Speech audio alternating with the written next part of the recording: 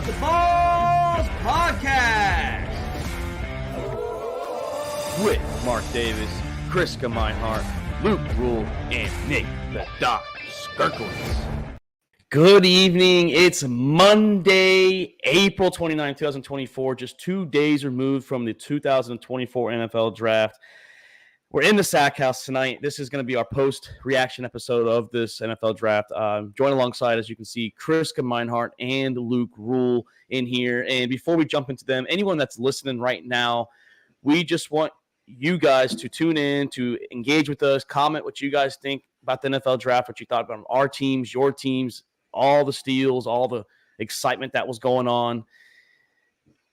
Comment, like I said, engage with us, give us the likes. Also, if you're watching on Facebook Live, we prefer to go on YouTube Live because it helps with us. Give us a thumbs up, helps with the algorithm. But Chris, how are you doing just 2 days removed from the New Orleans Saints 2024 NFL Draft? I'm feeling pretty good. I mean, I think the Saints did pretty good with how many picks they had. They had a shit ton at the very end and just a little few in the beginning. But I think they did great. Oh, yeah. We're going to talk. I have a couple steals from the Saints as we get to that. Luke, how are you doing? I thought the Ravens had a pretty good draft, honestly. A lot of steals, in my opinion, from you guys. Yeah, pretty solid draft. I mean, it looks like we addressed our needs in the first 3 rounds and just took best available after for the rest of the draft. So, I mean, I like it. Yeah, and we'll save how I feel about the Atlanta Falcons because I'm pretty sure that's where we're going to start off tonight. Obviously, us having the biggest shock of the draft at pick 8. So we'll save my comments for when we start us off. But for everyone that's listening, like I said, just give us a follow on all our socials: TikTok, Instagram, YouTube, Facebook. We're going to have a Facebook page coming very shortly. The one we have now is not going to be the one we keep. We're also going to be cutting out merchandise. Chris is actually designing the merchandise for T-shirts and hats, so we'll display those when they come in, and then if you guys like them, just give us a heads up and we'll order some for y'all. But boys, I think there's no better way to start than honestly Michael Penix Jr. to the Falcons. And I'll kind of cue it up what happened. The Atlanta Falcons, we just signed Kirk Cousins 6 weeks ago, right? 4-year deal, $180 million contract. The first 2 years, $100 million fully guaranteed. And you know what we do at pick 8? We draft a quarterback, we draft Michael Penix Jr. According to the Falcons, that was the second best quarterback in their mindset. I don't know about that, but that's what they thought. And before I tell you how I truly feel, I like you guys to go first, and I'll pick because I have a little bit more to talk about, truthfully, how I feel with some news coming down. But you guys kick this one off. How do you feel about Terry Fontenot and Raheem Morris, especially Raheem Morris? He's the one that wanted it. How do you guys feel about it? Yeah, I don't like this pick just because, you guys went out, spent all that money on Kirk Cousins. You guys are in win now mode with Kirk. Not win, be decent this year, then try to ride it out until Kirk's done and hopefully Penix is ready. You guys could have used that one of these top-tier pass rushers and solidify your defense a little bit more or get another weapon on offense. Odunze was sitting there right there for you guys to take. So you could have had an electric offense. And the NFC South's already weak as it is.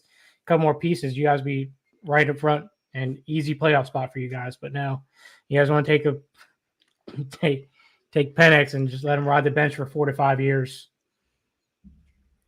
Yeah, it's pretty rough, especially the manager coming out and the coach saying that they wanted to pick this for the future. Who was it that asked the coach, how would you explain this pick to the fans that have season tickets? And he's like, we're trying to secure the future, but you just signed that big contract. Like Luke said, you have other needs. Turner was there. You had your pick on defense, literally the pick. Everyone. Yeah. Everyone's still available. Yeah. Byron Murphy. You had Byron Murphy. You had Latu. You had Dallas Turner. Exactly. Jared Verse was all there. A corner. You're going to pick the corner. Anything. I would have rather Luke hit it. I'd rather y'all pick Odunze. Give him another weapon, at least Kirk. Is this a pick because they're scared that maybe they don't have a future first round pick because of the trouble coming with Kirk Cousins? That might have had something to do with it, but this was the biggest surprise of the draft, and everyone is fucking railing the Falcons about it. Yeah. I don't like that, the saying that, we took him here because we're not going to be here again. I'm like, yeah, you are. You make stupid fucking picks. You're going to be back down there in the top 10 picking again. No, So well, I personally don't think we'll be in the top 10. Even nobody plans on being the top 10 pick. No, but team plans on that. I think with Kirk Cousins, we will be in the playoffs. Now we might be 18 at the worst. I think we'll be a wild card team now, or at least a wild card team. But how I feel truthfully about this, and Chris, you hit it on the head. Well, first, before I hit it on the head, you said we could have got Odunze. Personally, if you think Michael Penix is the guy, trade down. And if he's still there at fucking 15 or 17, you got a bunch of draft picks, then take him, whatever. But you hit it right, Chris. So I think what it is there's rumors that the NFL is coming down with a severe punishment. Maybe the Falcons, I've already been discussed that with the NFL, and maybe we're losing 2 first-rounders. Okay, well, that understands a little bit more because now you won't have a quarterback in your future. I preferred Spencer Rattler maybe in the 4th round. That's where we kind of evaluate him anyways, but we drafted Penix instead. Now, I didn't like the excuse where you said that you want to develop a quarterback. Well, he's going to start anywhere from 27 to 29. I get he's a grown man at that point. How long are you going to have him following that? Maybe 10 years at best. I'm not a fan of J.J. McCarthy, but why don't we go get J.J. McCarthy? He's young.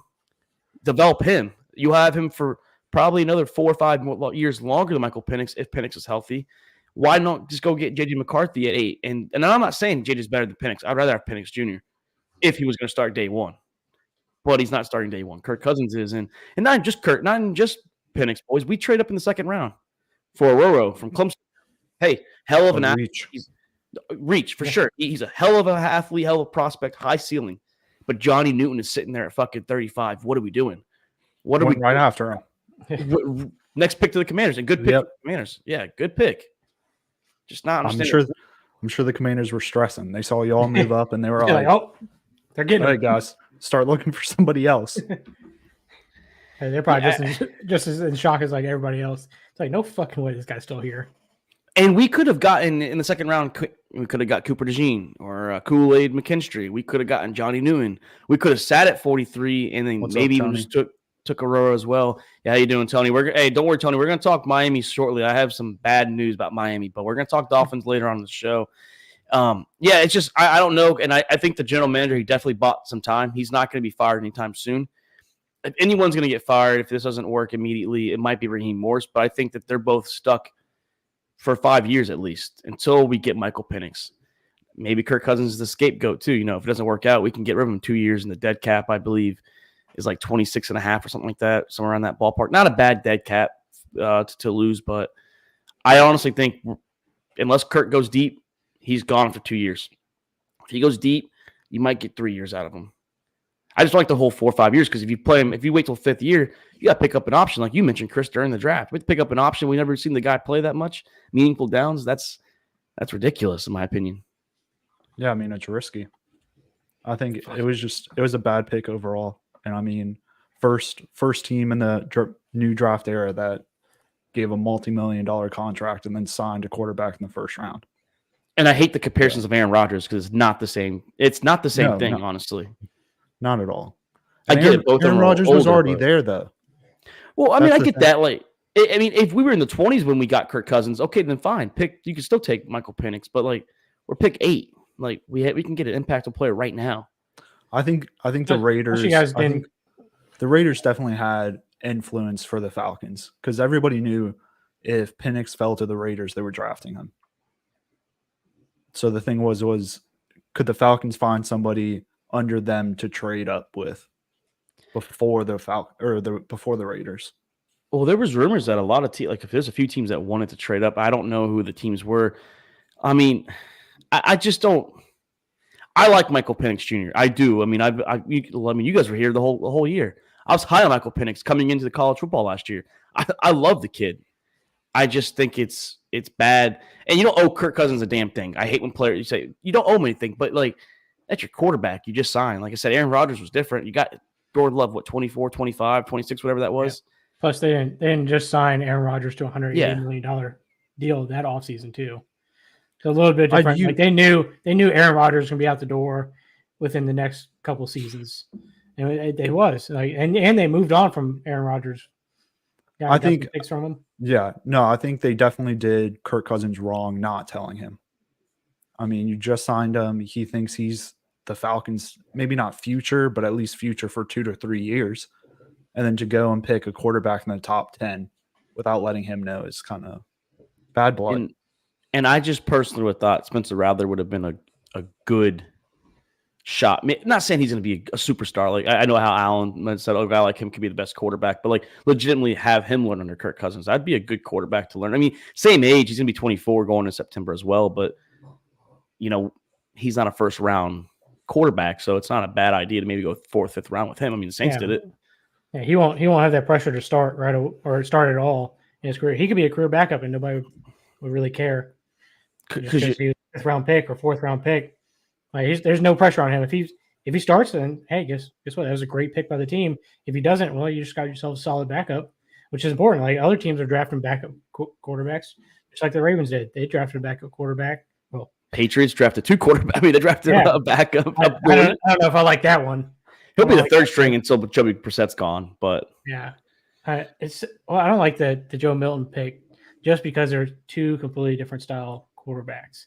Like it doesn't make sense to have Milton as their backup quarterback to Drake May. I mean, it's like, well, I mean, remember the at the time the Redskins. That time, that's what the name of the team was. Yeah, they drafted Kirk Cousins and RG3, 2 different style quarterbacks, and they got flamed for it too. Well, they actually worked because RG3 got hurt, and then Kirk came in. I mean, it did work, but at the time they were getting flamed for it. Yeah, they were. I mean, and one last thing is, if Kirk starts having bad games 4 or 5 weeks in, the fans are going to be relentless on putting Michael Penix right now. Put him in right now. I mean, what are you going to do? You just pay the guy. You can't just. I mean, you can, but like you're gonna have a fucking $100 million or $90 million quarterback this year on the fucking bench. That's hard to do. They're gonna be pressured into playing him for 2 years, no matter how he plays.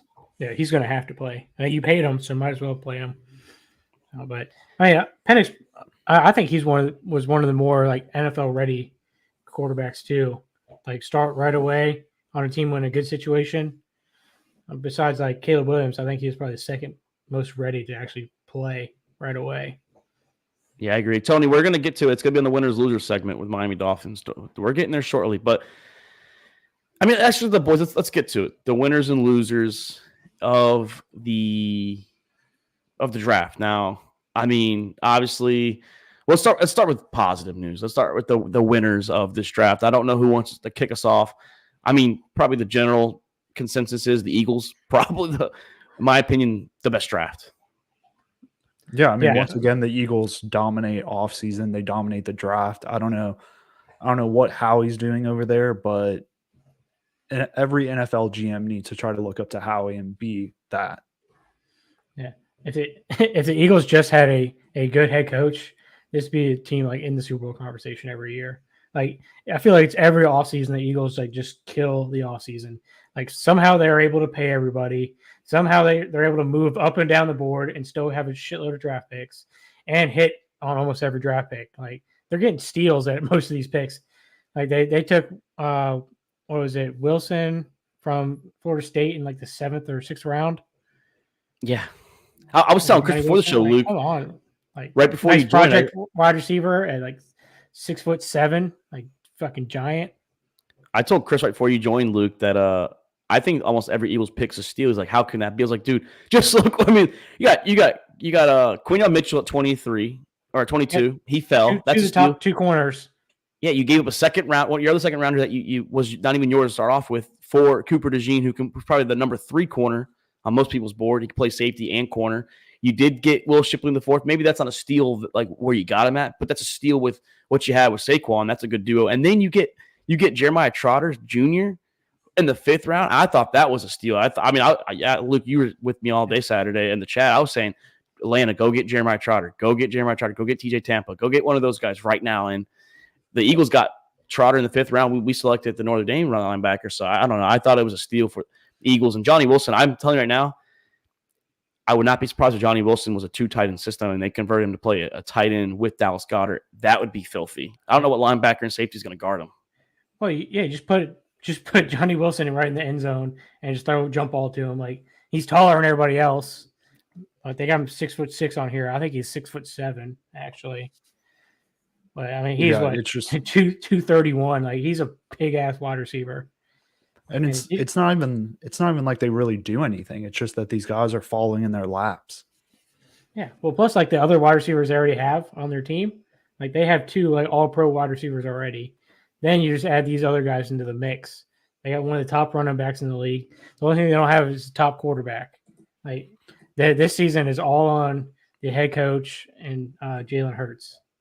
Yeah, and that brings up a question. I mean, we talked about it all offseason last year about how the Eagles absolutely dominated the offseason, dominated the draft last year as well. But when we got to the field, they were poor. Is this just going to be another thing that happens this year? I don't know. I mean, there's no excuse. I'm like, the GM set him up in the right spot 2 years in a row to like just fucking kill it.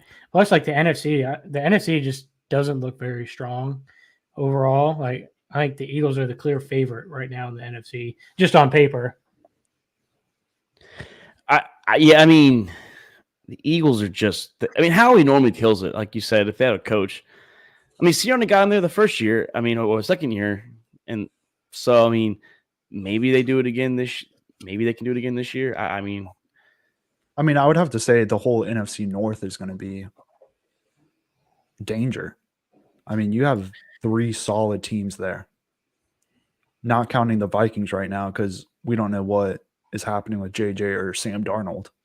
Yeah, we don't know who's going to start there yet. Yeah, but like the Lions, I mean, we discussed on the draft that like the Lions' weakness was the secondary, and what did they do? They went back to back drafting deadly secondary players.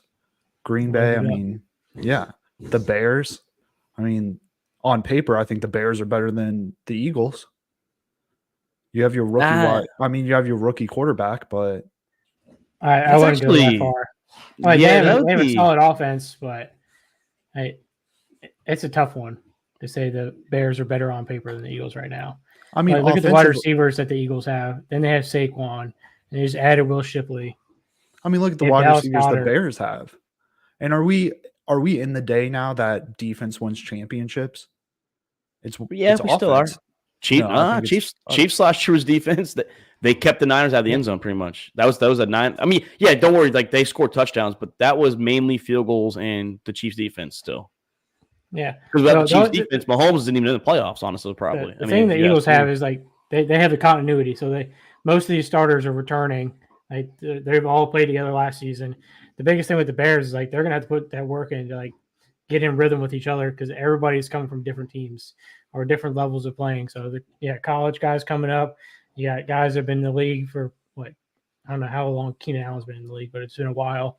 Coming to a new team, new quarterback. So I mean, they're going to have some kinks that are definitely going to have to be worked out. So I don't know how hot the Bears are going to start, but once they get to the end of the season, I think they'll be rolling.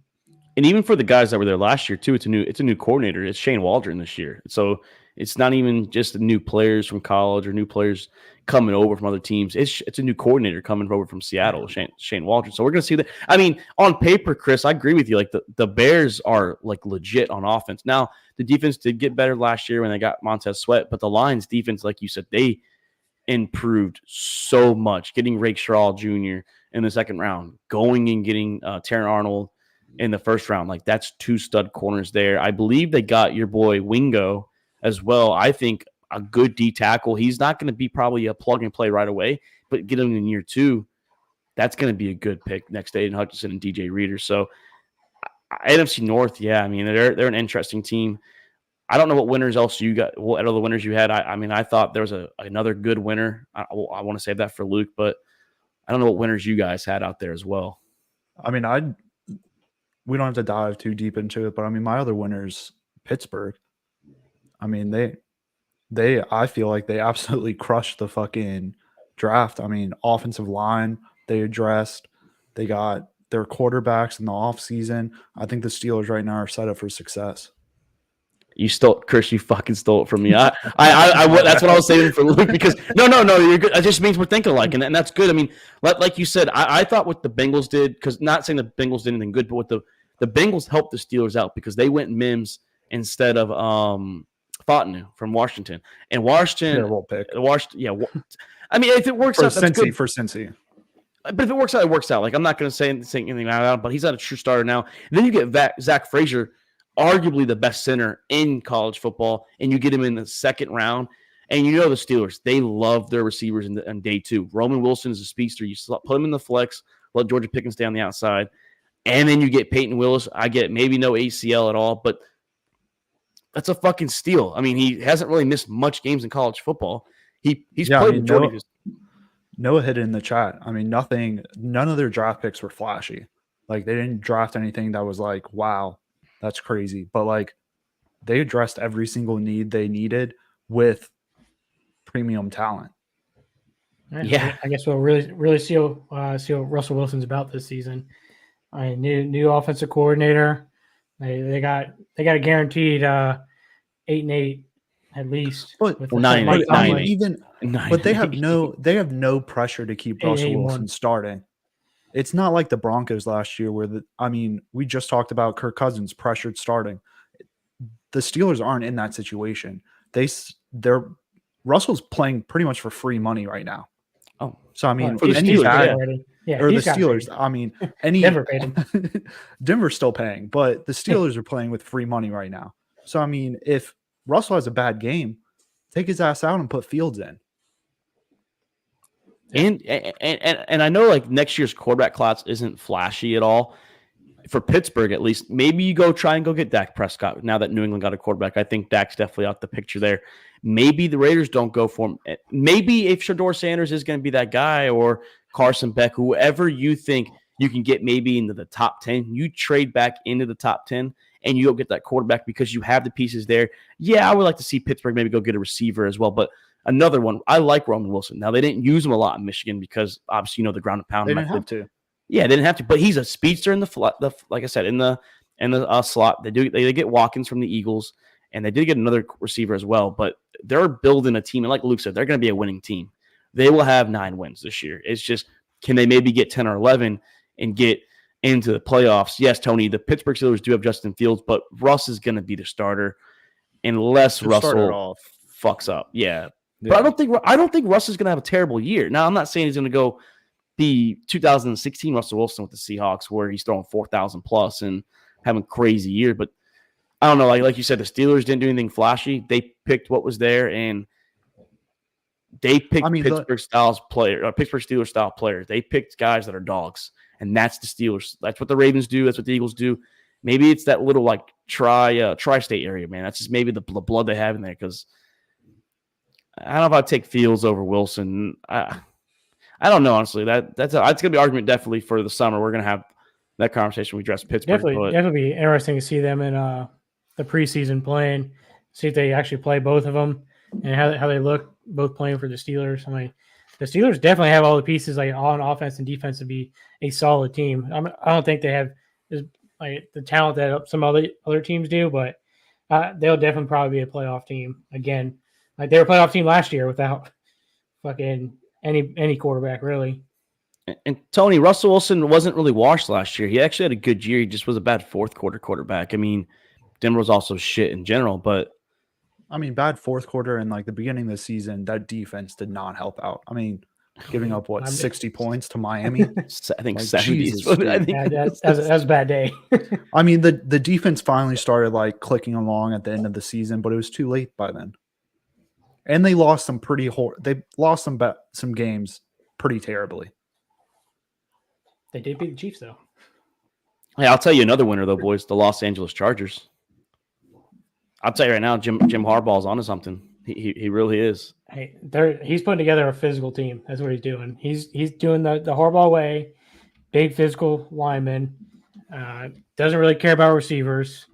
Just run the fucking ball and dump it off.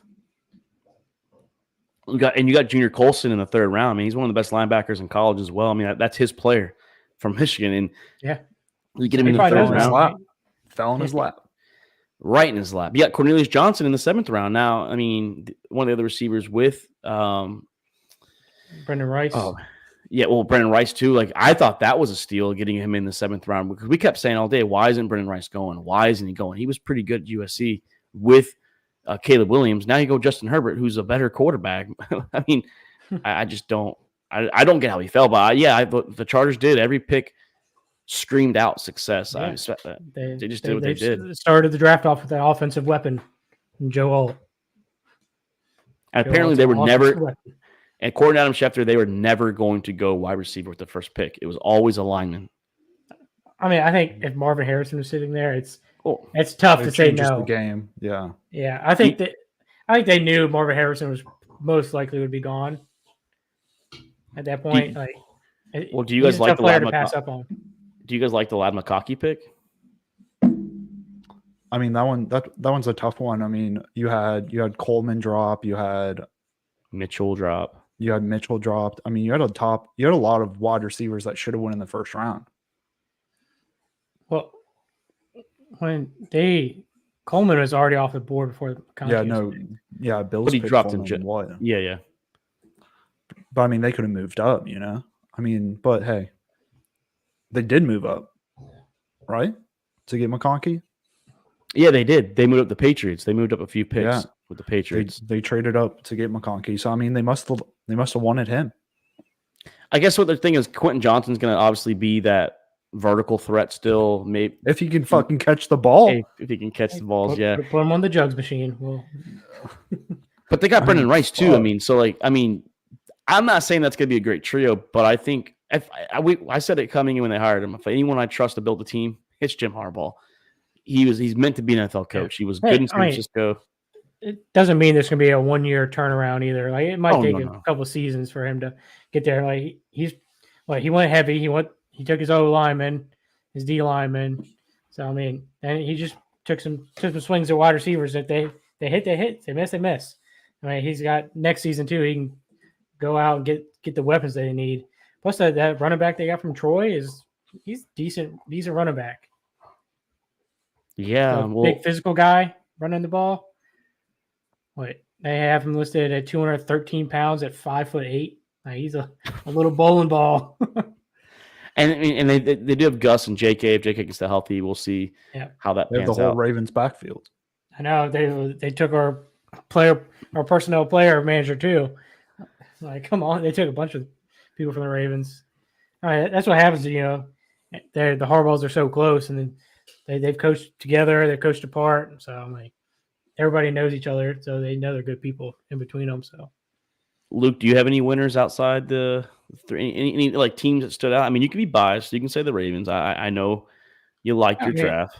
I don't think the Ravens did anything flashy though. I mean, Eric Costa was saying like they hit their needs, and they just happened to be getting the best player that they had on their board that fell in a position of need for them. So cornerback was definitely a need we had. I think they really wanted to go offensive tackle in the first round, but they had that run of offensive tackles that it didn't make sense to grab one. And Eric DeCosta's friends with Dabo Sweeney, so just took his boy from Clemson. I think Nate Wiggins, like great cover corner. I think he might be a little bit undersized compared to the type of cornerbacks the Ravens usually like. They like the bigger cornerbacks, they're more physical. But Nate Wiggins, I think he's the answer for like the Tyreek Hill and the Xavier Worthies in the AFC now. I think he's the answer for the speed guys because I think he ran like a 4.2.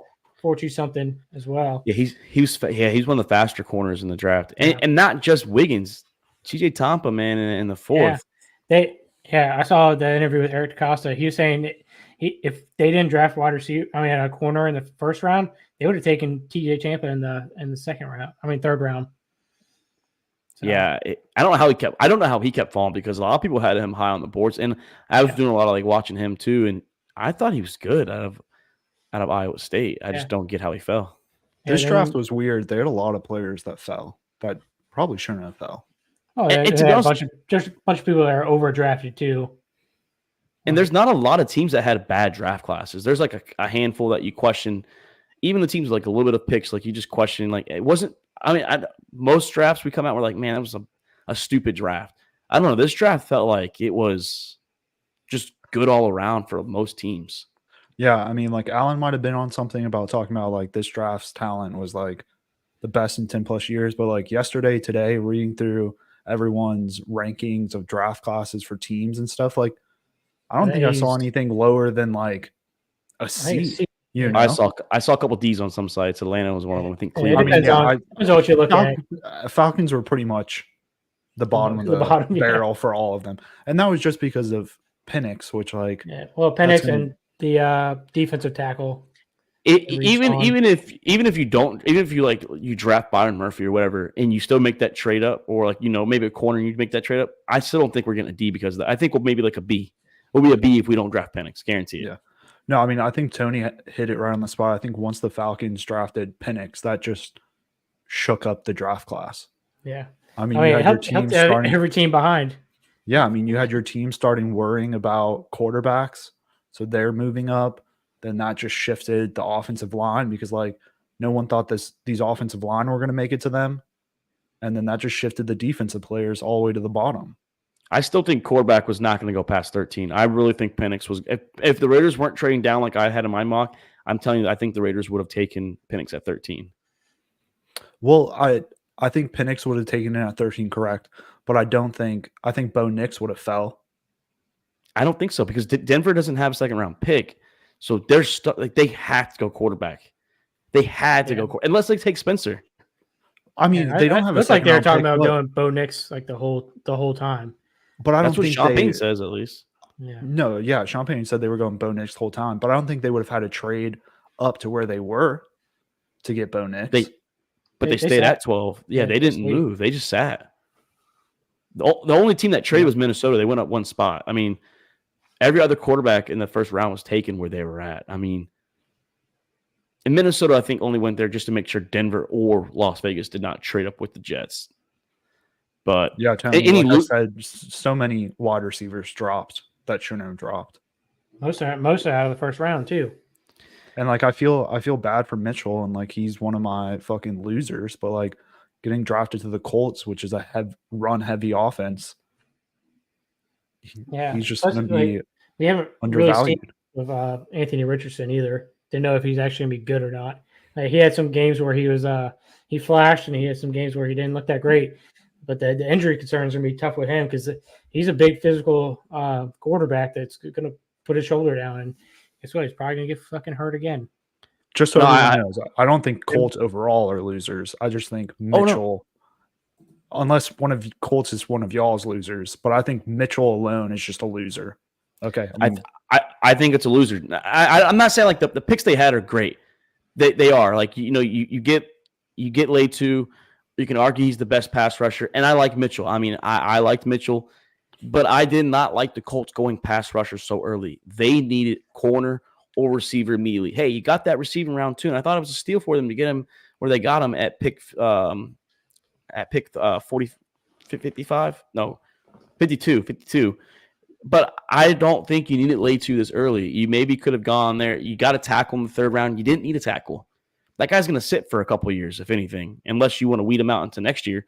But you didn't need them. You needed a corner bad, and you didn't address it until round 6 when you got a guy from Marshall. Like, Indy needed some secondary help, especially on the edges, and I just don't get what's going on with the Colts. I love like I said, I love the players they got, but I don't think it was necessarily a need unless you're just drafting best player available. Tony, fly me and Luke out to go to this playoff game with y'all. Yeah. Fly us out. That game will be fun. I can't wait for that. Hey, we can do a live episode. All 4 of us. I was thinking about it. I was about going live on StreamYard and just fucking. But Tony, do I get a shirt? Do they put them on this chair stuff for the playoffs? I mean, I don't even know what they do anymore. But I don't know. I have losers. But the Colts are barely a loser to me just because they addressed that cornerback position. I thought they needed it bad. No, one of my losers is the Vikings. I mean, I think they did get their quarterback with JJ McCarthy, but like, I mean, I put in the chat today, is there smoke that Sam Darnold and JJ are going to fight it out? And then they did get their edge rusher, Dallas Turner. And Mark, I said they gave up so much to get JJ, and you said, what do they give up? I mean, next year they have 1 pick in the top 100, and that's their 1st round pick. Like, they sold out to get JJ and Dallas Turner.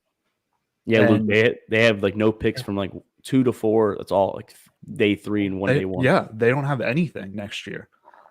So to sit there and say Sam Darnold is going to start over JJ, like, then was drafting JJ the right choice? Like, I know you have to get a quarterback, but they gave up so much to get JJ.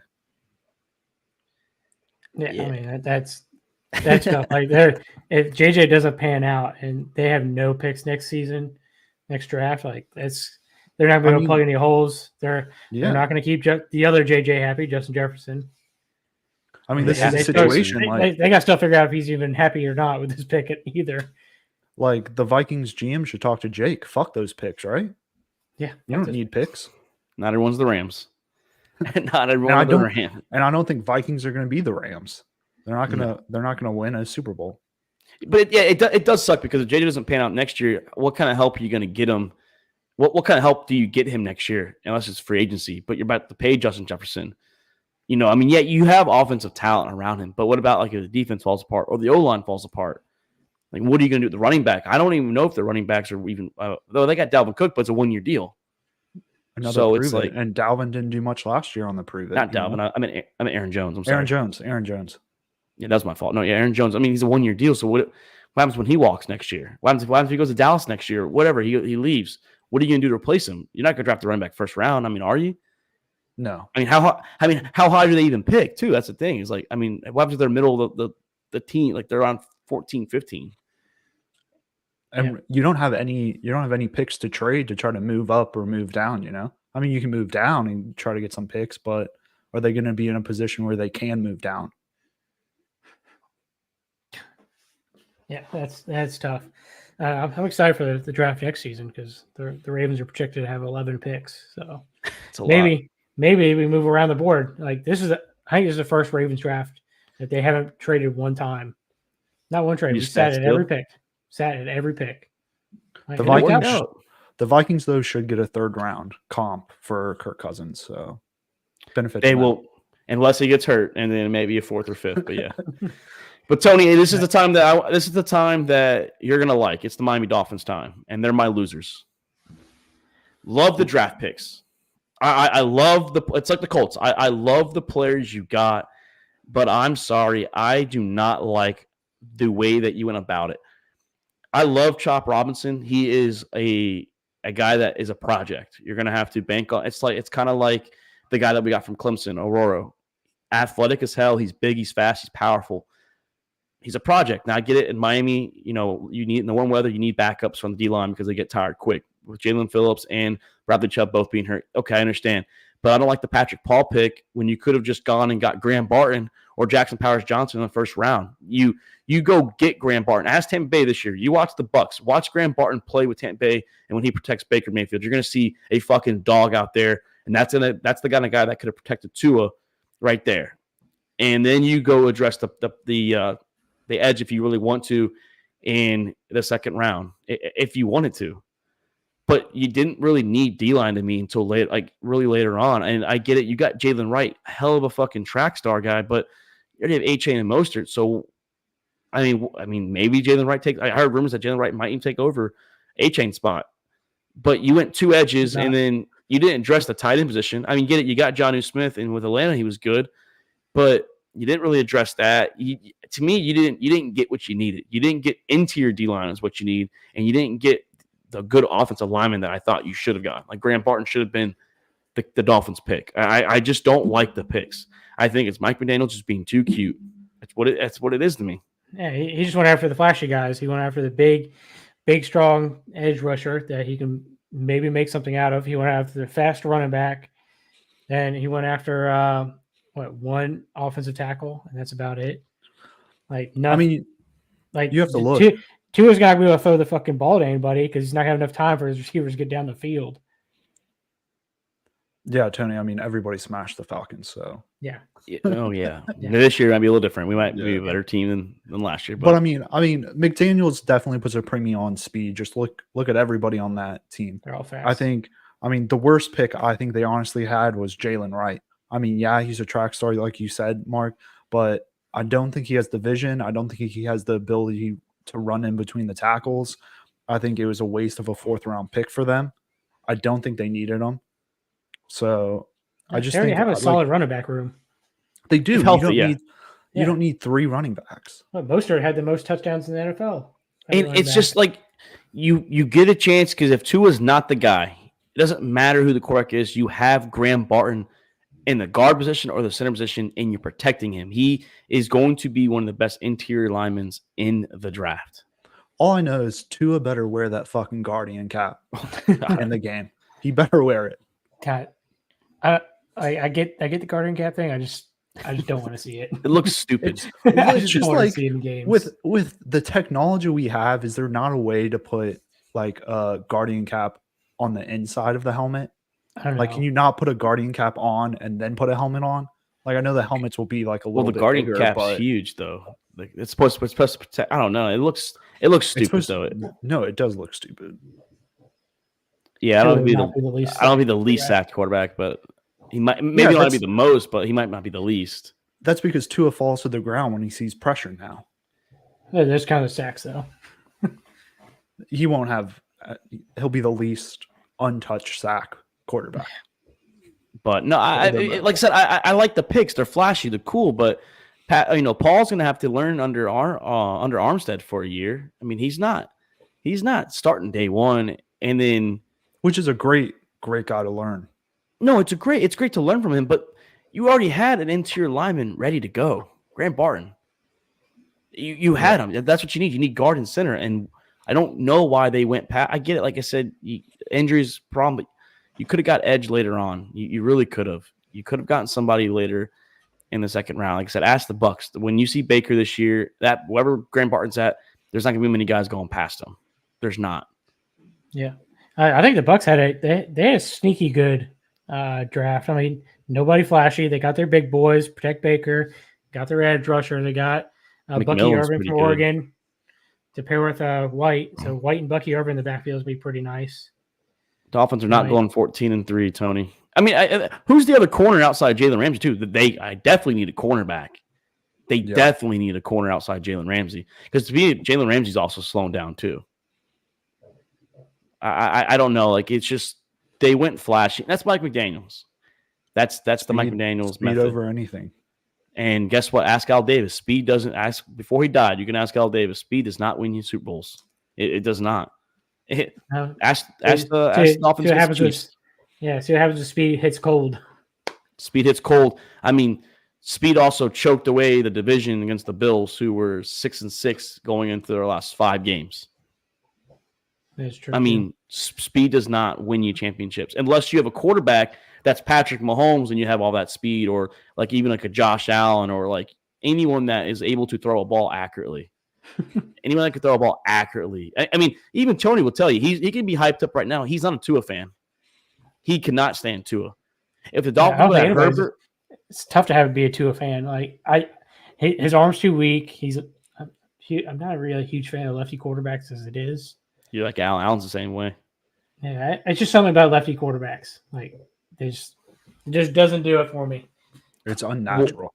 Yeah, it just looks weird on TV. Unnatural. Well, watching Vic, I think Vic had a longer delivery of the ball too. He wasn't like from like a catcher from like the ear, like just quick. He was more like a long, drawn out. Tebow was a weird one. He had a weird thing. But any other losers though? I really was looking at it, and for some reason I flipped at Miami. I was like, I just was not happy with them. Yeah, I mean, I would say Buffalo just because they're trading with Kansas City. Like, why do that? Like, why do this again to yourself? You already fucked yourself with Mahomes, the Mahomes pick, trading back with Kansas City. Now you're gonna give them the fastest wide receiver. Fastest wide receiver in the NFL now. I'm not sure how it's going to play out in the NFL, but Mahomes Fastest got player in history. Yeah, he's got Mahomes got one of the strongest arms, if not the strongest, and he can hit these deep balls with accuracy. So I mean, that's gonna be a deadly combo. Plus they have Hollywood Brown on the other side. But looking at their picks aren't terrible. I like the Keenan Coleman pick, but he is the only wide receiver they have really. That's Luke, book your ticket. We're going. where we're going. Okay. You going to Orlando? All right. Cool. But Ray Davis is a solid running back out of Kentucky, but other than that, but they don't use running backs. That's the thing. They don't use running. Well, they did last year when Joe Brady took over. Josh Allen is the running back. Well, when Joe Brady took over, it was good. So if they let Joe Brady run he's still the offensive coordinator, right? I'm pretty sure. Yeah, I think so. Yeah, so if Brady stays over there and he does what he did with Cook last year, Cook and Ray Davis could be a good 1-2 punch. Yeah, but other than that, like they had a bunch of picks, but nothing really like that impressive. They did get my boy from UCF though, old Grable. So not bad. I mean, Grable's a solid dude. I mean, probably won't start, but he's a solid depth piece. You guys got two UCF players in the draft this year. Did. Hey, that's one more than the Gators. Yeah, it is. So ours wasn't a first round pick, but yeah, we all argue maybe Purcell shouldn't have been fourth and a sixth. I mean, I think one more team that kind of like lost. I mean, they did get some good draft picks early, but with the Raiders, I mean, God damn, Chris, we're on it today with each other because I had a Raiders question mark. Yeah, I mean, they did get Jackson Powers Johnson in the second round, which I think is huge for them. Guy that can start right away. Brock Bowers, I mean, huge pick for them. Honestly, huge pick. Did they truthfully need it?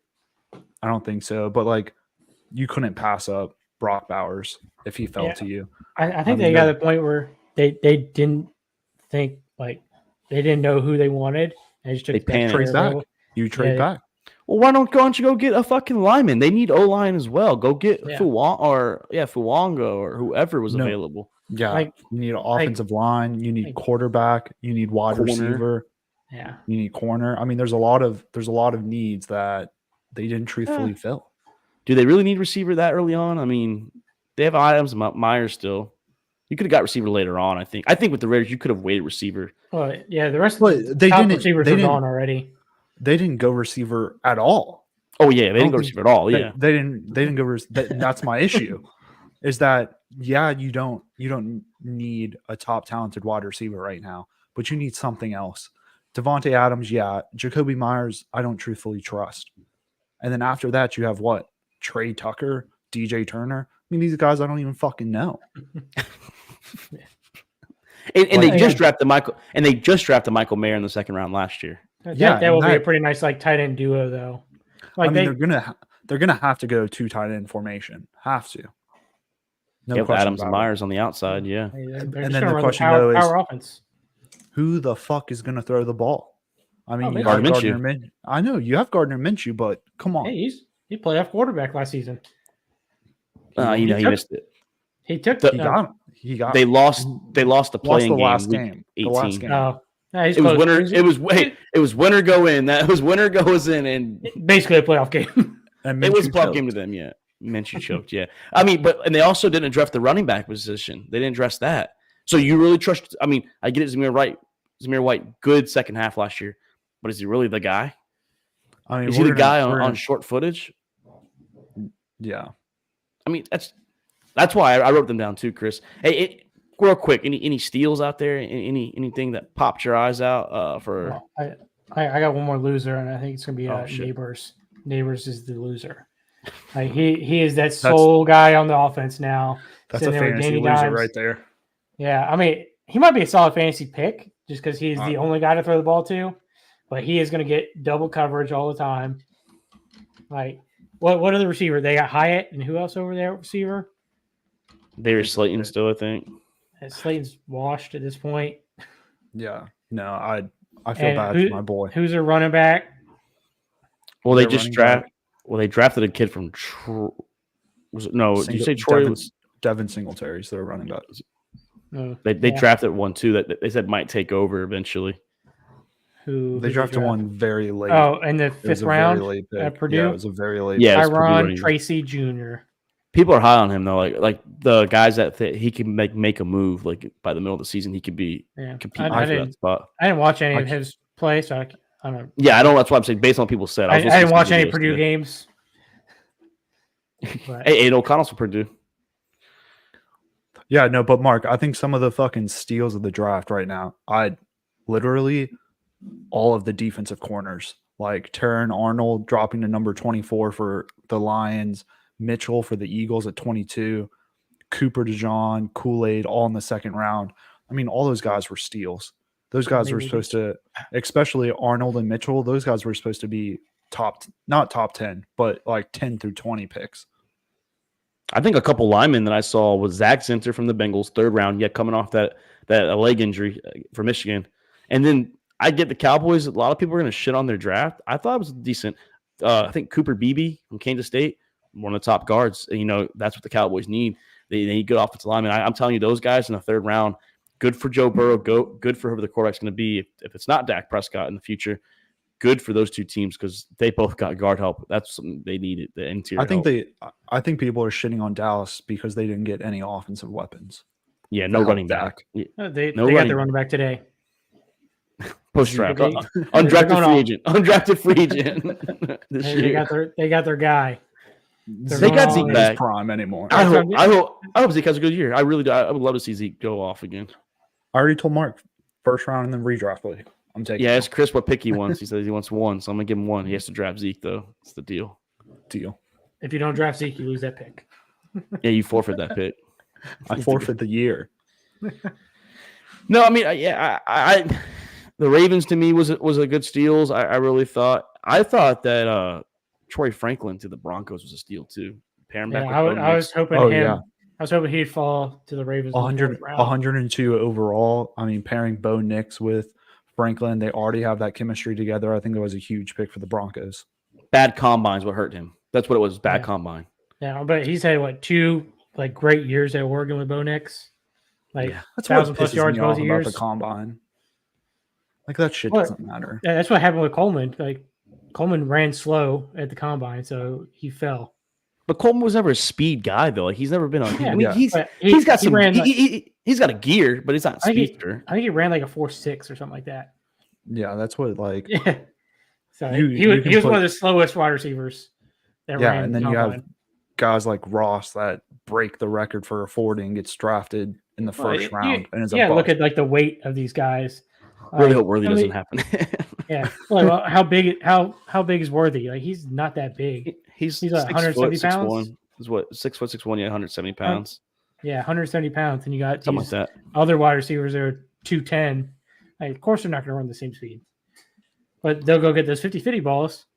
Yeah, Luke, you'll love this one. I'm telling you, I like the Javon Baker pick. I think that was a steal for the Patriots. I understand we give you shit for being a homer. I told you I was interested in seeing where Baker was going to go. I actually said I was getting high on him. I like it. Now we'll see what he's going to do with Drake May and Jalen Polk as his running mate. And they even got Kendrick Bourne. I'm actually excited to see it. I think it was a good fourth-round value for the Patriots. Yeah, getting him in the fourth round is definitely a good value. I think he was projected as a third-round guy. So get him in the fourth. I mean, he's not super fast, but he plays fast. He's good with the tough catches. He does that whole Mike Evans thing where he can't catch the easy balls, but he'll make the hard catches look easy. So I like the pick. I wanted him on the Ravens too, but we'll see. He's been talking a lot already. Well, you got Walker out there. Yeah, what was that? Yeah. What's he been saying? What's Baker been saying? A lot of stuff. Of stuff. Hey, I feel bad for people in wheelchairs because they about to be standing. They about to be standing.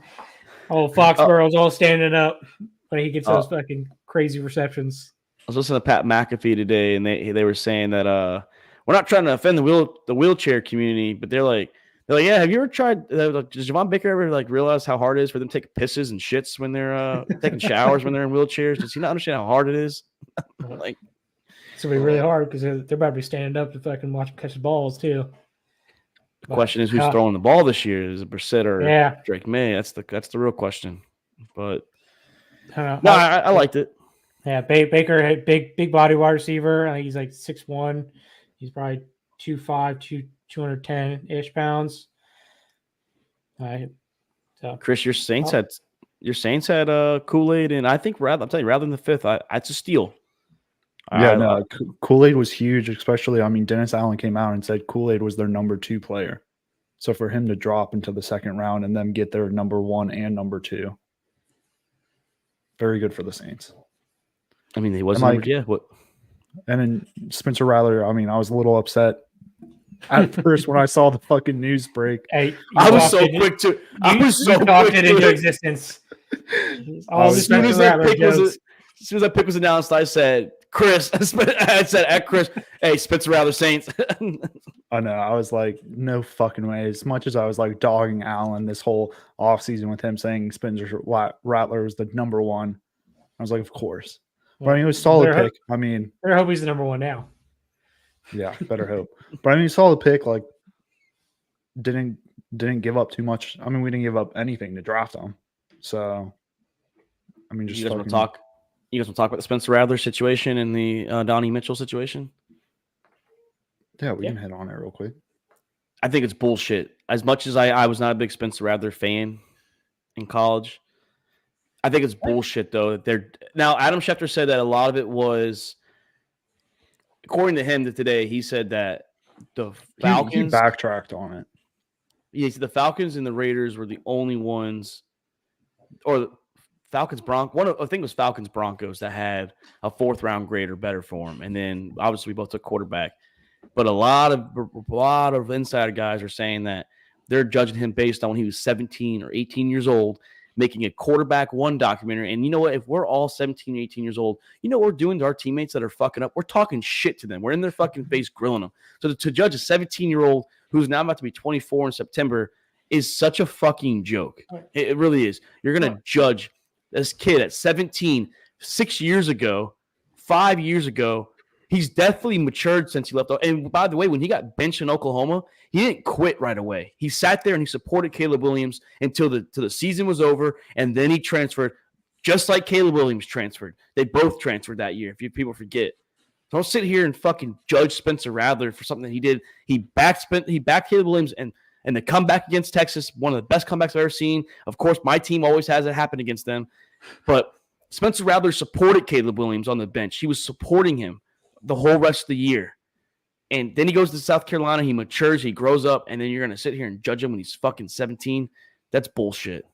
But yeah, you got to think of like 17, 18, and you know you're like the number 1 prospect too, about to go to play at Oklahoma where they've been pumping out quarterbacks. Like he thought, you got to think like his head's be super inflated being that high school kid, think he's better than everybody else at the time. So yeah, I think anybody would be kind of like that, especially probably putting on like a little bit of a front in front of the camera. And they want to win. He wants to win. I mean, when we're that young, all you want to do is win. Well, yeah, I mean, people. Not all these people probably have been to football practices, but they're pretty verbally abusive at football practice.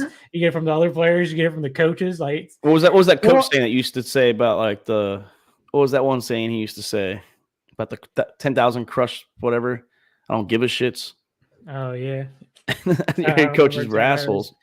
Yeah, so I mean, especially high school coaches. High school coaches, like there are other guys that played high school that didn't pan out in college, and they just come coach high school football and just bully these high school kids. So can't really judge somebody off of that. I mean, I like Spencer Rattler. I thought he played pretty well in college. He got benched and still went over to South Carolina. Played well, not great, but he did. South Carolina wasn't that great of a team, anyways. But I mean, he won some big games over there. He knocked Clemson out of the playoffs in 2022. Yeah. If Clemson wins against South Carolina and they won the AC championship like they did, TCU's not in the playoffs. TCU's out. And the Clemson's in. And he'll sit behind Derek Carr for probably a couple of years and maybe get his opportunity to start.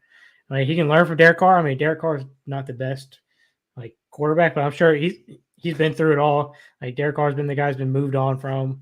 He's had like injuries, he's been banged up. So I think Derek Carr's a good guy to learn from. A professional that's been in the NFL for quite a while. So Spencer Rattler gets the opportunity to learn how to be a pro before he's forced into it. And like the big thing doesn't have the pressure on him either. Yeah, and the big thing about it's not even just Derek Carr that he's learning under. It's going to be Drew Brees as well. Because, I mean, Drew Brees is down there working with Derek Carr all the time. So, I mean, he's going to need some Drew Brees loving. Yeah. So, I mean, he's going to be able to get that love from Drew Brees as well. And not just Spencer. It was a Donnie Mitchell, too.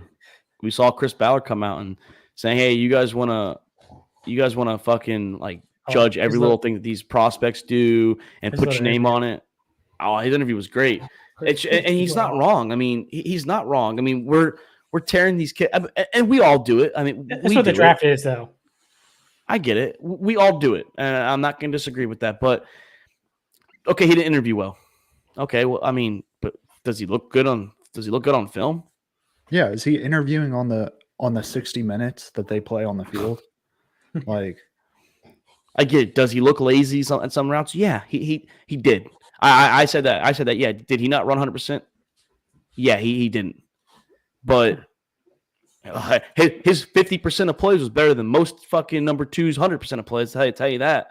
Hey, that sucks to say. With there, he's number 2 and he's playing 50%. I mean, maybe Buffalo. I thought Buffalo would have used him. I really thought Buffalo could have used him, but I thought Kansas City should have got him over Xavier Worthy. Maybe Xavier Worthy fits a little more what the Chiefs do. I mean, the underneath shit Worthy can do. They're trying to. I think someone said it. They're trying to replace Tyreek Hill with the speed. Oh, they picked 2 of them to try to replace. Both of them had hand issues, but yeah, it's just it does suck judging these young kids at a young or early age, and we are tearing them down. We're fucking with them, and Donnie Mitchell could have been a first round pick. I mean, maybe he should mature a little bit. I mean, maybe he could. He probably will now. I mean, it's a learning experience. He lost some money over this. He did. He did lose some money, but in a good situation, you go with Michael Pittman and Josh Downs, and we'll see what AR is going to do. I think it's a good situation for him. Maybe not the quarterback. Maybe you could have had Josh Allen or like I said, one of those guys. But he's going to have an elite quarterback throwing the football by the end of the season. Joe Flacco's will be out there suited up. Joe, cool man. Yeah, I mean, he's going back to the playoffs again. Yeah, I mean, you might. I disagree. I think he definitely went to a terrible situation with the Colts. I mean, Anthony Richardson. We don't know much about his passing ability. He's definitely a run-heavy quarterback, and he's going to a run-heavy offense. When AR was there last year, even though he did run, he did throw the ball pretty decently. I mean, it's a short sample size, like you said. So like we don't know the true ability for AR yet. But I don't know. With the trio, is what I'm saying. Like I like the trio. They did. So and like Luke said, if AR gets hurt, then you have Joe Flacco sitting there waiting. So and we saw Joe Flacco ball out last year. Boys, last topic, and that's the fantasy. It's a little early. It's only April 29th. You know, fantasy football is not for a few more months. Your drafts aren't here. Well, unless you have Dynasty, we have Dynasty drafts coming up. So the question is, well, I guess before we do that, yeah, I agree with you, Gage. Penix going to prove the haters wrong in 5 years from now. Penis is about to ball out in 5 years. But fantasy impact, you know, Dynasty-wise, I was pissed off when I was watching the day 2 Friday night, and I see the Rams pick Blake Corum, for example, you know, because I have Kyron Williams, and they're the same type of running back. So, like, guys like that, whose stock got hurt in redraft and Dynasty, what rookies are going to have immediate success or, you know, immediate play, what guys should you maybe stash and play for that maybe second half of the year? Any names out there, boys, that you guys saw that could be worth taking, and any veterans that could be fucking really hurting? We already talked about it earlier, but A-Chain's probably going to get hurt a little bit with Jalen Wright coming in now. So they got three good running backs. I mean, I have A-Chain in Dynasty, so I mean, not a pick I was super thrilled about having happen. Like with the season A-Chain had last season, yeah, he's missed 4 or 5 games or something like that, but when he was playing, he was hot. Yeah, I'll roll with the losers. I mean, I have 2. I have Keenan Allen. I mean, with the Bears drafting Odunze, I think his target share is going to go completely down than what it was over with the Chargers. And then Rachaad White with Tampa. I mean, they drafted – Mark already hit it. They drafted Bucky Irving, which a strength for him is his pass-catching ability. And Rachaad White struggles on the run game. I mean, ranked 11th lowest running back out of 53 last year, hasn't averaged 4 yards a carry in his whole career. And the big thing about his fantasy value last year at the end of the year was he had 70 targets. So you bring in Bucky Irving, who's going to take away those targets. It's going to hurt Rachaad White for sure in that backfield. The Panthers running back field too, Chuba Herbert and Miles Sanders. Yeah, they traded up in the second round for Jonathan Brooks, number 1 running back pick this year. So Jonathan Brooks' stock can go high, and then the Panthers dynasty and redraft, like both you want Jonathan Brooks out of those. Like Jonathan Brooks is probably going to be the guy at some point in the year, and he's going to be ready for camp after. I mean, yeah, Carolina has against Kansas State. Carolina has all new coaching staff offensively. I mean, I wasn't even going to list them because I thought that was a given for literally anybody. Because Chuba, not everyone watched the not everyone watched year. I know draft. Chuba and Miles Sanders didn't play out like they wanted to last year. Trey Benson too, like James Conner. Luke, you know you like Trey Benson. James Conner could take a hit, man. Like James Conner could. I know 1,000-yard rusher, but Trey Benson is. I mean, Jake wasn't a fan of him when we were talking about it, but I don't know. Trey Benson averages pretty good yards per carry. and he can catch the ball too. I You think have another loser, Mark? Well, Kyron Williams, I hate to say it, like I think Blake Corum might be the red zone guy, and that takes away touchdowns. I mean, maybe not yards from Kyron, but like touchdowns could go to Blake Corum. And I'm telling you now, I picked number 10 in Dynasty. I might double down. I might go Blake Corum at number 10. I've been looking at it. I might go Blake Corum, and I'm going to keep him with Kyron Williams, and I'll keep them both. I mean, fuck it. Might have to play them both too. I mean, shit. I think Wade was playing Najee Harrison and Jaylen Warren at one fucking point, the same game. So I mean, I don't know. I think Kyron can be a little bit of a not horrible year, but his numbers can come down a little bit touch wise. Yeah, and then same thing with the Bucs receivers too. Sorry, Luke. No, you're good. No, I had a couple of winners. I think Troy Franklin and Estime both on Denver. I think those are two guys to look out for, especially guys that may not be in the first round picks, but your second, third round pick guys for Dynasty, or your later rounds for redraft. I mean, Estime was a hell of a running back over at Notre Dame, and Troy Franklin's paired up with his college quarterback. So I mean, they already have that connection. So there's two guys to look out for in redraft and Dynasty. Packers running back room too. You know, you got to watch out. I know they got Josh Jacobs, but Marshawn Lloyd coming from USC, rookie. Watch out there. And I was going to say that the Bucs receivers too. I think Jalen McMillan. I'm telling you, Chris Godwin and Trey Palmer, they could get some touches lost there. I really think so. I think T. Higgins could have some touches taken away from him with Jermaine Burton from Alabama coming in. He's going to probably play the slot. He's going to come into Tyler Boyd's spot, but they could weed out T. Higgins. I mean, what do we think of the 49ers receivers with Ricky Parcell? I mean, unless they trade one of them, like the receivers there. I mean, Ricky Parcell could get playing time. He's a stud. That's a guy I stash. Like if you can get Ricky Parcell in Dynasty in the second or third round and in a 4-round draft, keep him on your taxi squad if you have those open and just sit them there all year. Or Keon Coleman paired up with Josh Allen. I mean, Keon Coleman right now on paper looks like he'll be wide receiver 1 over on Buffalo. So I mean, I like him on the Bills. Big body wide receiver, catch Josh Allen's fucking wild throws he throws everywhere. He's good with the 50-50 ball, big target in the end zone. Yeah, go ahead, Mark. I was gonna say Michael Mayer too. That's a loss. If you invested in Michael Mayer last year in Dynasty, stay away from him in redraft. First off, but if you have him in Dynasty, I'm sorry to say that because now Brock Bowers came in and he's the go-to tight end. He's not going to sit around and trying to beg for balls thrown to him like Michael Mayer last year. He will be instantly an impactful player with Gardner Minshew. No, I agree. I mean, a couple of my winners right here. One of them, y'all might shit on me, but I have Kyler Murray right now. I think Kyler Murray averaging at least 18 points right now. I think he's going to finish as at least a high-end quarterback. They added Marvin Harrison Jr. Some argue the best wide receiver in the draft. I disagree, but he's going to have better numbers. He'll definitely have better numbers. He's going to have better numbers, unfortunately, than Malik. They also, Mark already hit it. They added Trey Benson out of Florida State, 4.3 speed, pass catching ability. I mean, that's going to be huge for them. Did not do too much for that defense. So the Cardinals are going to be, they're going to be trailing. It's not your. Their defense is solid. They got Darius Robinson. I like the Max Melton pick. That was a steal, like because they traded down and got him, I believe. What I'm trying to say is like none of the picks they picked defensively is going to push their defense to make it to where their defense is going to win games. The Cardinals are going to be trailing. They have a shitload and of picks.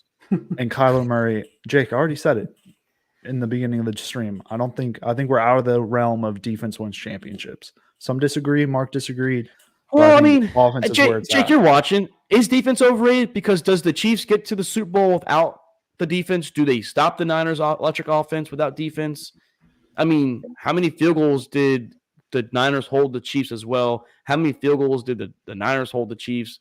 I mean, or I'm sorry, the Chiefs hold the Niners. The Chiefs' defense was the reason why the Chiefs were alive all regular season for the most part. I maybe not 2 years ago when they beat the Eagles, but hey, that defense got the fucking fumble 6, which won them the game. 38-35 was the final score. That one defensive touchdown got them, pretty much gave them the game. I mean, yeah, offense wins you games, defense wins you championships. That's the saying. I agree with it. You need to have a good defense, unless you can score 50 points every week. But that doesn't happen. I mean, you just look at Miami. Miami's kind of the example of that. Like their defense, their defense like flared at certain times, but beginning of the season, like it was just blew out, like high scoring games, especially Miami versus the Chargers. Was it week 1 or week 2? It was just like fucking like 40 something to 40 something. Yeah.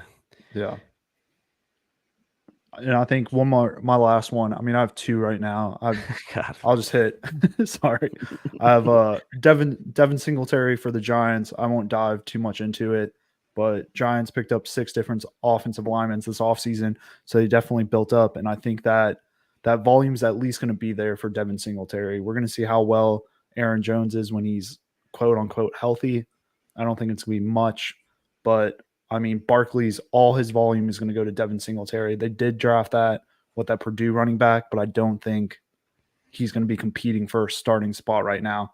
And then Zach Moss with the Bengals, no running backs drafted. I mean, it's going to be literally all him. Yeah, it's going to be 18 plus touches a game for him. He's also playing for that long-term contract. And you saw him already step up in Indy for Jonathan Taylor. So I think Zach Moss is going to be a huge steal. I think one last duo before I'm done with this is the Steelers. Like I said, they invested in that offensive line. They're going back to Steelers football. Watch out for Najee Harris and Jaylen Warren. I'm telling you, if they start looking good at the second half of the season, they did get Fontenot. They did go get Zach Frazier. You just pound the ball. That also help open the field for Russell Wilson, play action. That running tandem, it's going to be good. I really think they will be a decent duo out there in the backfield in the Steel City. Luke hates it, but I think it's going to happen. It's AFC North football right there. Yes, it is. Nice physical football. And every team, like ground and pound, except the Bengals, really have been the only like high flying one. Yeah, go Ravens. Yeah, we're just talking about fantasy impact of the draft, Wendell. Like just guys that took a shit, maybe, like I said, with Kyron Williams, unfortunately with Blake Corum. Guys like Chris said, Kyler Murray's going to thrive. Also not being hurt to start the season or suspended. Was he suspended or was he hurt? I think he was suspended. He was hurt. Wasn't he hurt? Oh, he's hurt. No, he was hurt. Kyler? It was Kyler. I was thinking another guy. He was hurt. He's had a top 5 draft pick. He hasn't had a top 5 draft pick in a while. I think he means they're going to have a top 5 draft. Oh, yeah. We talked about that, Jake. Yeah. We talked about the Ravens. Like every pick that they didn't really trade, like Luke said, but they didn't choose flashy players, but they chose the guys right where you need them to. The Walker pick, we'll see how that, because he's a little inconsistent, but we'll see how that works. He's got a lot of upside. I mean, I really. Yeah, if he can learn how to catch the ball, he's fast, big wide receiver. So if he can catch the ball, I think we'll be okay. And you won't have distractions. The NCAA is not fucking with them anymore. So yeah, don't worry about that. The season before that, they said he had been a either late first round or early second round pick if he would have went last season into the draft. So I mean, he could have been a steal getting him in the 4th round, but we'll see if he can get the hands figured out. We'll see. I mean, he's gonna need them. Sometimes the mark can get a little wild at times. Yeah. Our wide receiver room is not the best, but we still. I like Zay Flowers and. We signed Bateman, so this is Bateman's big year. I mean, Harbaugh and EDC are thinking Bateman's going to have his breakout season this year. Well, you know how last year you guys went from shit to Paul shit? You got rid of Odell, and you did get Walker, so that Paul shit is starting to get shine up a little more, yeah. Luke. It's starting to get a little brighter. Year 2 is Zay Flowers. I mean, plus we got our 2 big tight ends. I mean, I'm likely he's probably going to have a big part of the offense this year. A little more than last year. Then Mark Andrews, hopefully he's going to be healthy this full season. Now we got rid of the hip drop tackle, and you guys aren't going to fucking break his leg again. But Jake, also another steal we said, or another top draft we said was the Steelers too. We agree. Ravens, Eagles, Steelers, great drafts. Cardinals that they loaded up too. Yeah. They have a lot of draft picks next year as well. I mean, yeah, those teams usually draft well. I mean, once you have like the same group of people in the front office, like a long period of time, they usually get it figured out. Well, this Steelers GM's only been here for a few years, but he learned from. He fumbled Yeah, a couple of years ago with Kenny Pickett. Hey, Every every try to GM get the hometown boy. Try to get the hometown boy. I'm not mad at the pick. Yeah. At the time, you got to. Yeah, that pick made sense. Like he's practicing the facility already. Like Pitt practices at the Steelers facility, And they didn't reach. and they played that stadium. They didn't reach. They fell to him. Yep. Yeah. But boys, great draft talk tonight. It's that time. It's the off season. We're gonna start previewing teams when it starts getting closer. We might even put our fantasy football for redraft up here. We might go live for that so we can just kind of laugh at everyone's picks. The three of us usually on the FaceTime anyways. Fucking shit talking all the picks. But we'll get Jake in there and Doc. That's 5 of the members. Alan's unfortunately not in the league. We are already full, and I promised the last spot back to Sydney when she came back. So we got her back in the family for the fantasy league. Back in the fam. If she wins, Chris, there's no shipping fee. They just have to just keep it right here. Just keep it right there. It goes in her office. It'll go wherever she goes. It'll go right there. It won't even move. Just add a new sticker to it. Yep, I'll mail that to you. I'll have that ordered to you guys. But no, great episode. Thank you everyone that was listening tonight. Everyone that's there. I know we weren't as packed as the draft. Unfortunately, I know the draft was a fun time. Everyone was loving it. But if you can, just give us a follow. Honestly, on all our socials: YouTube, TikTok, Instagram. We're gonna have a better Facebook page coming soon. Like I said, merchandise will be coming. Chris is getting the orders ready soon. We're gonna have that ready for you guys to see what it looks like, and follow us on Apple and Spotify as well, and iHeartRadio. So, any things you guys want to say before we go off, boys? Yeah, Jake sent some stupid stars. How much did he send, Mark? Yeah. Oh man, let me go check. It just sucks because we can't see the stars on our chat. Jake knows. Yeah, on here I can't. Well, Jake was having a hard time trying to read picks off last week. Everyone's getting all hyped up and shit. Jake sent 99 stars. Thanks for the 99 cents, Jake. Big shout out. Thanks for that. Hey, I'll try go buy McDouble. Oh, can't buy McDouble with that. They can't even buy a snack wrap. Can't buy them because they don't have them. But no, great episode of everyone that was listening, everyone that was watching. Me and Jake will be here Wednesday night, not live. We'll be here Wednesday night to talk the NBA playoffs. We got to do one in there. Myself and like Tony said, we're going to the Orlando Magic playoff game this Friday night. You're not going anymore. I'm going. Me and Luke are going. Yeah, we're going. We'll find out. You ain't going anymore. Yeah, I put my ticket. Chris ain't going. Paige ain't letting Chris go. But I'll be in Ohio. You will be Friday night? Hey, well, when you're watching the Cavs lose in Ohio Friday night, I'll be in Orlando watching the Magic win. So, but no, great episode, boys. Like I said, more content coming away. We're gonna have football coming up, previewing these fantasy. We're gonna have some fantasy episodes too. That's gonna be the one big time. We're gonna have some dynasty and some redraft fantasy episodes. But no, shout out to everyone that watched tonight. Shout out to you, Alan and Doc and Jake, Chris and Luke. Thanks for being here as always. I'm Mark Davis. This is All About the Boss podcast. We hope you have a great night and good luck to the rest of your teams and good luck to the NBA playoff teams as well. We are out.